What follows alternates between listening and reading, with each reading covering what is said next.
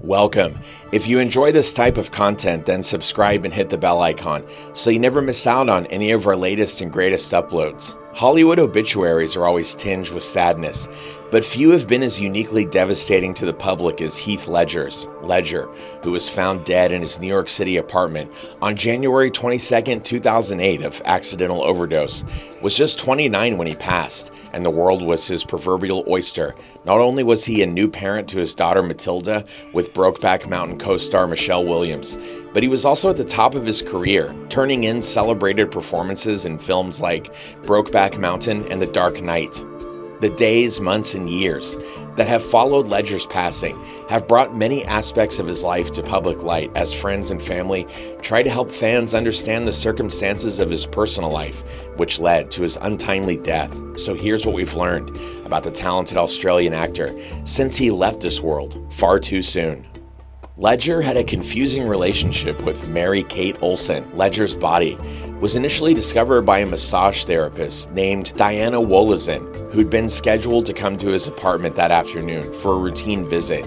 When she was unable to wake him, Wolozin used his cell phone to call Mary Kate Olsen, who was also a client of the masseuses, 3 times instead of dialing the police. According to CNN, Olsen in turn called for a security guard to be sent to the apartment before authorities were summoned, and the confusing timeline of her involvement with this notification had people wondering whether the famed Olsen twin had somehow participated in his passing. According to People, the two had been quietly dating for a few months by that time, but Olsen's reps insisted that she had not provided him the medications he was taking at the time of his passing, as many had suspected. However, she also reportedly refused to speak with federal investigating authorities without the promise of an immunity deal for herself.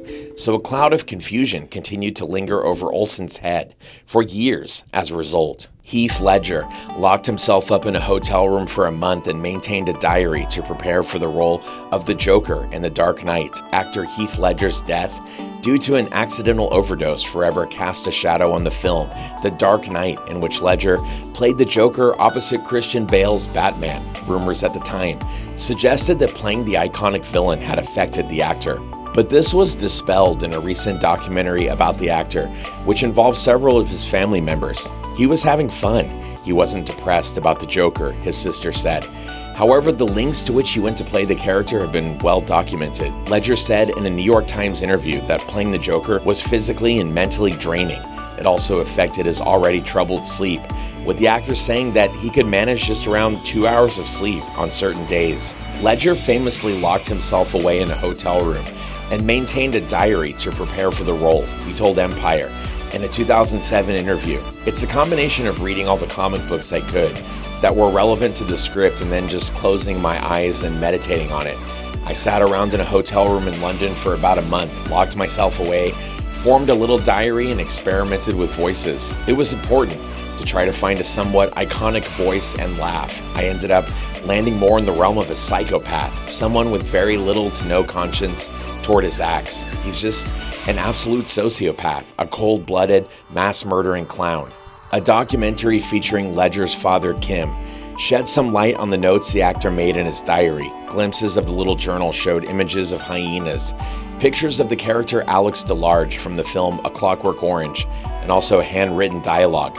The final page of the diary had the words "bye-bye" written in large letters. It was hard to read that, Kim Ledger said in the documentary. He galvanized the upcoming character. That was typical of Heath. He would do that.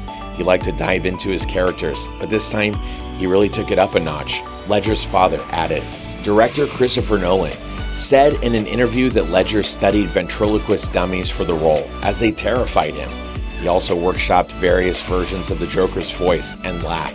He told Empire, "It was important to try to find a somewhat iconic voice and laugh. I ended up landing more in the realm of a psychopath, someone with very little to no conscience toward his acts."